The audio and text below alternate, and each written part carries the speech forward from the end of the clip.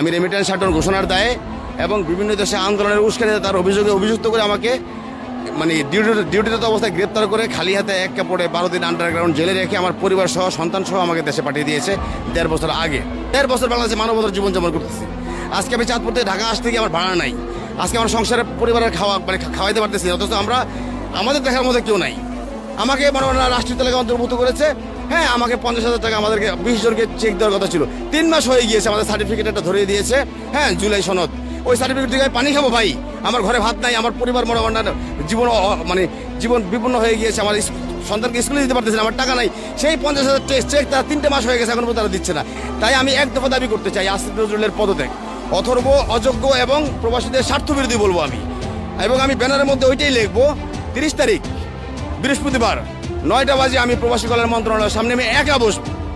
আমি ইঞ্জিনিয়ার সালাউদ্দিন, জুলাই 24 আন্দোলনের